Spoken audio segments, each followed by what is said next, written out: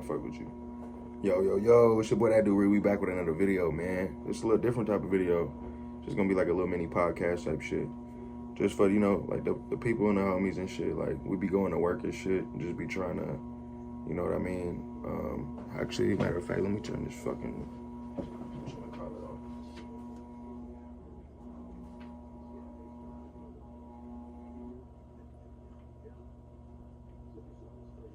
Alright, there we go. Make it a little bit, yeah, because I've been peeping that in the videos. It's just been a little loud, y'all. But, yo, smoking cigarettes in the house, it's crazy. LOL. Yo, we just, this is a little mini podcast. I hope everyone's been doing good. I hope everyone's week's been doing good. It's almost fucking, the weekend, Friday, Saturday coming, we good. Other than that, let's just talk about like what's been going on in the world. So supposedly, Amazon layoffs. Is Amazon replacing humans with robots? Leaked documents reveal companies plan to replace 600,000 workers with robots by 2027. So we're just gonna talk about this shit. And this is a pod, so you know what I mean? It's just for the people, it's for the people at work, man. I just need something to hear to, you feel me, get through the day, because, man, I know the day be shitty sometimes. You don't want to talk to nobody. Just listen to the podcast, you know what I'm saying? So I show it love. Even if you don't gotta watch it, just listen. So Amazon layoffs are back in focus after leaked internal documents reveal plans to replace up to 600,000 U.S. workers with robots by 2027. The automation blueprint shows Amazon targeting 75% robotic operations to save $12.6 billion in labor costs between 25 and 27. Sources say 160,000 warehouses roles could be impacted in the next 2 years. The tech giant denies a mass layoff plan, but confirms ongoing automation investments reshaping its U.S. workforce. According to the internal papers, Amazon robotics and automation teams have mapped out a long-term plan to automate up to 75% of its warehouse and logistics networks. This could mean as many as 600,000 jobs replaced or avoided by 2027, signaling one of the largest labor transformations in U.S. corporate history. And chat, we're going to get into this after this shit, because this shit is just nonsense. I'm going to be honest. I don't know why they think this shit is going to go. The move is part of Amazon's broader strategy to cut costs and increase efficiency as global competition in e-commerce intensifies. By replacing manual labor with AI-driven machines, the company aims to process orders faster, reduce operational errors, and deliver products with greater precision. Yeah, all right. At the greater this transformation are advanced robotic systems like I don't even know how to say it. These new companies, Proteus and Sequoia. Keep a lookout for those names, y'all. Capable of navigating crowded warehouses autonomously. These machines are equipped with sensors, cameras, and AI algorithms that allow them to move, lift, and sort packages without human supervision. So chat, we're going to get on to that too, because at my job, there's always, you know what I'm saying? There's always a problem with the fucking conveyors and shit, with these fucking robotic shits. And then who has to come fix it? A human. You know what I'm saying? A human got to come fix it. So, all right. Let's listen to the video though, because this is just talking about it. Yeah, let's look into this video. Let's see what this video is talking about. Turn this vid up real quick for y'all. Hold on. I got laid off Friday. So people are getting laid off. It's so hard to get an Amazon job right now. This person says I tried to apply and realized Hold on, chat. What is going on here? Can't even get an Amazon Oh, here we go. Literally looks several times a day, refresh the page. I know they will continue to post more, but it's so hard right now. Amazon is one of the most desirable low-skill jobs out there, and I can't believe it. People actually have to compete with each other to get an Amazon job. I mean, I remember these jobs used to be like undesirable jobs, or jobs that you get when you find an even better job. But nowadays, it seems like everyone wants these jobs, because honestly, the Amazon warehouse job, sometimes it's pretty chill and everyone wants it and the pay is pretty decent. But of course, you also see H-1B visa abuse, as a lot of these major companies like Amazon are being grilled by the Senate for H-1B visa abuse and just hiring and offshoring a bunch of entry-level jobs that are meant for Americans but are now being sent overseas. And if you start looking at some of the biggest layoffs, it's insane. I mean, in Seattle, Microsoft and Amazon has fired more than 45,000 employees since 2023. Just two companies in the city basically accounted for 85% of the layoffs. In Seattle, the economy is taking a huge shock right now, as Amazon is not only shrinking down in Seattle, they're also shutting down Quebec warehouses. They're also shutting down a bunch of warehouses and basically disconnecting partnerships, which actually caused UPS to just fire 20,000 workers. Wow. Logistics is absolutely getting already 20,000 right now. If you work in the logistics industry, get ready for more pain. And right now, people are saying that if you want an Amazon job, you want to catch at the right time. It's so competitive right now. Many nodes are in a hiring freeze right now, and if they're hiring, they post on Friday and Saturday. This person says, maybe try in October and see what's going on, which is literally this month. Can't believe it, but getting an Amazon job is really that hard right now. And before guys leave, check out the private Discord server. It's a stock and options Discord server. We're actually making money, 7-day free trial, Patreon link below, $10 a month. And we got all shout out to sorts of stock Finance data, Hat for the for the video though. You know, I gotta shout him out for that. Insiders are doing.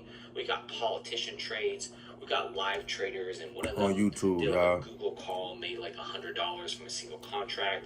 50% gains here, 16% gains here. All right, dog. This is how it went.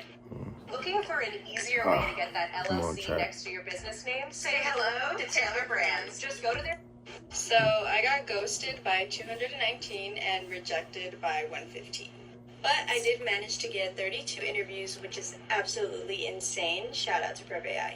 And I also managed to get 19 second round interviews.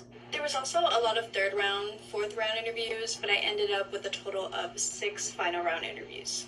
In the end, I received 2 job offers, accepted one, and declined one.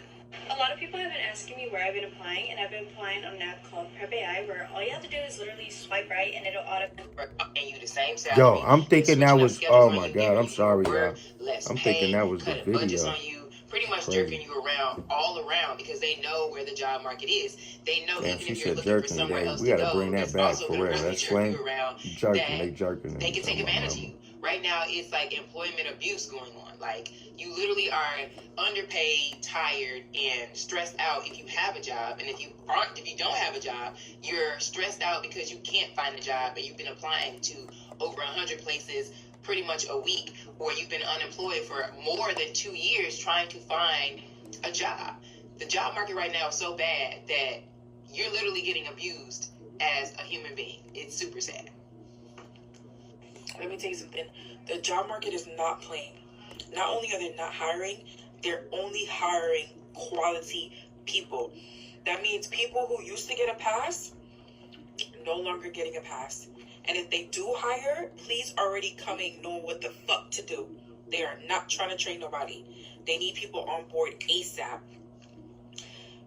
Oh, you're going to learn this in 5 minutes and you better know how to do it within these 5 minutes. Like, they're not playing.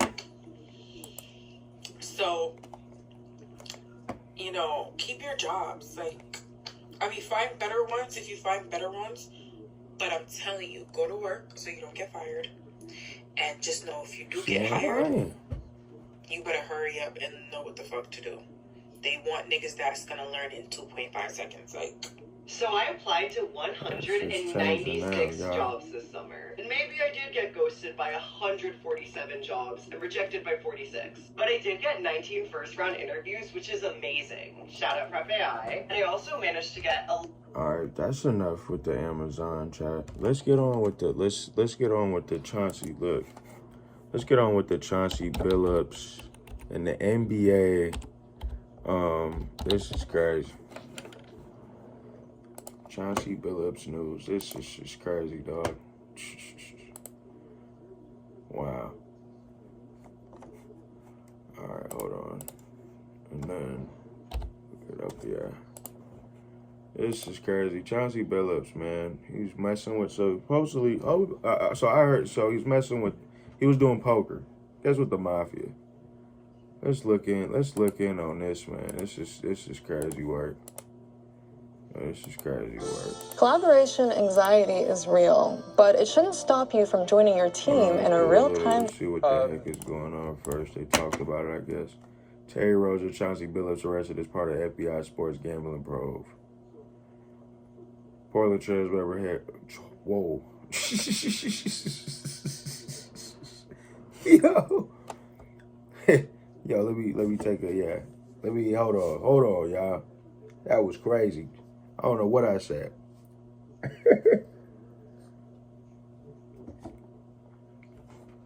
We only 10 minutes in. It ain't gonna be too long. It's just gonna be, but it's something for just to get by.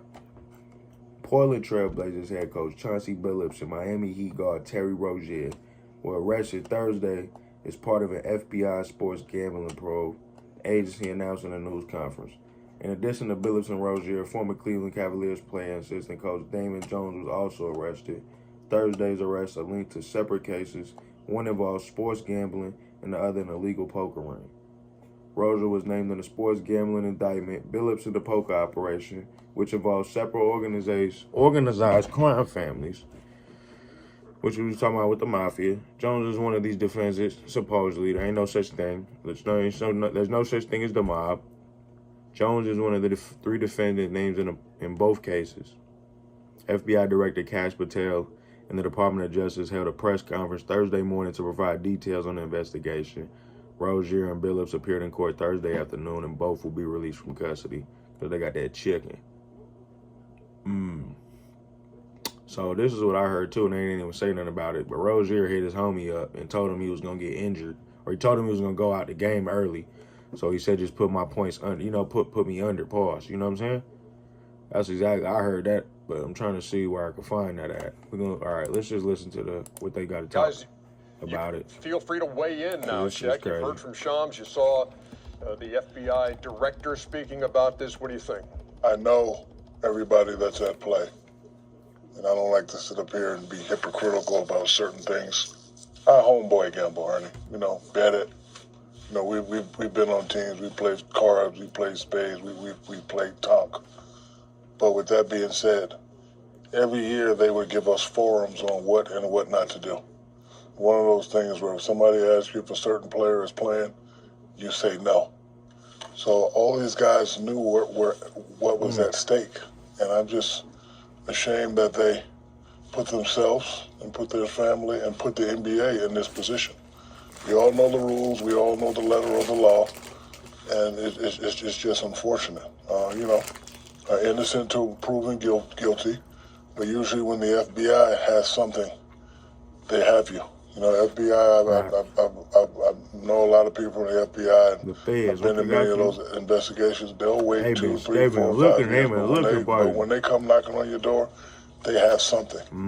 And we all know the letter of the law when it comes to gambling and sports gambling. And I don't want to sit up here like I'm some perfect guy. Like every now and then when I go to Vegas, I'll play some craps and I'll play some roulette, but never gambled at anybody's house. Don't know anything about poker, so I don't know what they're talking about when it comes to the Chauncey thing. But I know Chauncey. I know Damon very well. Played with Damon. You gotta be legal. But I'm ashamed that those guys would put their families and their careers in jeopardy. Right. There's an old saying in the hood: all money ain't good money. So if you're making $9 million and you're dealing in certain things, like how much more do you need? Exactly, especially if you know you get caught. People you just can want do more jail and time, more lose your career.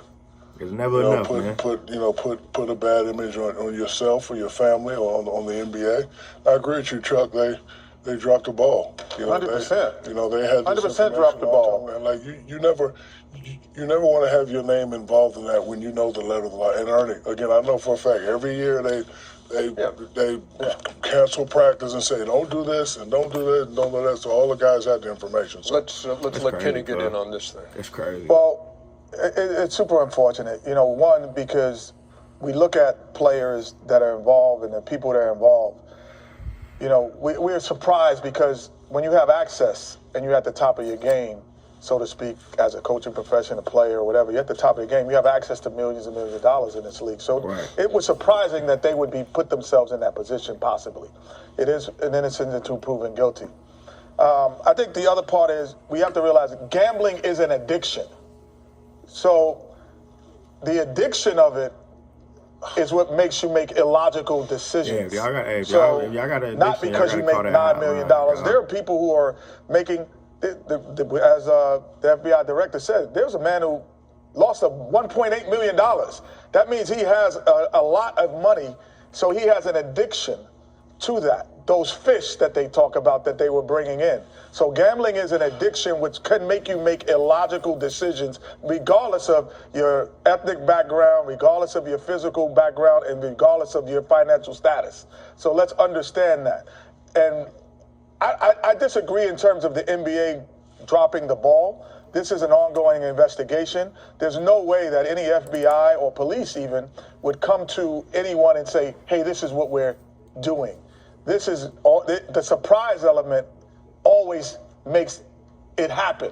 So they cannot overextend the information that they're receiving. And this is about individuals. And last, and I'll let you talk, Chuck. I wish you would, because you're making me mad right here. Well, I can make you mad and you can make me mad. I just have my opinion. You're going to have yours. But I also think that because there are people who get speeding tickets doesn't mean everyone in the league speeds.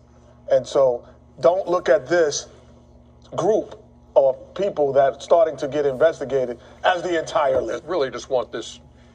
You say the league dropped the ball on the Rozier part of this? Yes. Because they had already looked at it and said we didn't have enough, but not on the Chauncey. They didn't drop the ball on Chauncey. Chauncey First of all, these are two Billups. different things. Yeah, It's exactly. two different things. So the league dropped the ball on Rozier, you Take say. Chauncey out the equation. All right. And the reason I'm mad at Kenny is, man, this ain't got nothing to do with damn gambling addiction. This ain't got nothing to do with addiction. These dudes are stupid. Why are they stupid? Under no circumstances can you fix basketball games. Under no circumstances. I love to gamble. The notion, like, Rozier makes $26 million. Him betting, giving people information or taking himself out of games, how much is he gonna benefit taking himself out the game to get unders? Like, he's making $26 million. The notion he gave, how much of these guys he gave a head up, he took himself out of games on prop bets. How much money is he gonna make? Well, if he did that, you're proving my point. What do you mean? That means that's that not it's addiction. an illogical thought process. No. If you're making $26 million to try to win $50,000, like, that's illogical. So that you're proving my point. No, that's not addiction. That's stupidity. The same reason someone goes and uses drugs when they're in the NBA. Hey, drugs are addiction. So there's no gambling addiction? No, yeah, they are gambling addiction. But the notion that you're trying to make some of these guys being addicted, you can't fix basketball games. You cannot fix. Like I say, this is separate from Chauncey. But the notion that guys are making all this money and giving information, come on, man, stop that. Ain't got nothing to do with addiction. That's just total stupidity on these two dudes' parts. We will have more as the night goes on. Again, Shams will join us at the end of the night on Inside. Yeah, Chess, I mean, that is crazy, though. Everybody has addictions, you know what I mean? It doesn't matter what it is. But it's just crazy. I don't get how people can make so much freaking money and then they still, it's never enough. You know what I mean? It's like, it's never enough. I don't understand that, man. It's not even just like, it's selfish as hell, because it's like you got other people that look up to you, that are role models, that are dependent on you, and then you just keep doing that. You know what I mean? And he already got a NBA coach spot, and he's still doing that stupid stuff. It's just crazy, dog. It's crazy. Anyone who knows Chauncey Billups knows he's a man of integrity. Man of integrity do not cheat and defraud others. Haywood quote. I don't know who. Somebody was saying some stuff. That's crazy. Now you're going to be in the feds. Like, that's crazy, dog. You already know they got Gil. They got Gil. Let's see Gil. Yeah, Gil. I was just watching that shit. That shit was kind of hilarious. Let's see if we can find that one. That shit was fucking kind of funny. What was that one at? Damn, cuz I just heard that shit. What the hell? I guess not. Or maybe it was a show. Yeah. Listen, if you're a sneakerhead, I guess not. What the hell? Was it a show? Nah. What the hell? I guess not, cuz. I don't know where I seen that joint at. Probably on Instagram. Fuck. Let's see what the next topic going on though in the world. You know what I'm saying? Let's see here. See. Let's see here. Dun, dun, dun. Dun, dun, dun. This is just all live chat, my bad. You know, this is just something to give people to their day, even though we on, you know, even though we just not fine, you know, we just listening. Just listen. You know what I mean? That's all it's about. That's all it's about, man. Trying to find the next little thing that stuff's really been popping out. Hold on, let me see if like they gotta have something that's like news. You know what I'm saying? Oh, let's talk about this. Did y'all hear about the driver, bro? Oh my God, we not gonna play. We definitely not gonna show the video on that. But dog, this driver in fucking Ontario. I think this was, what was this, in Cali? Or was this, oh my God, this is crazy. Yeah, let's see this.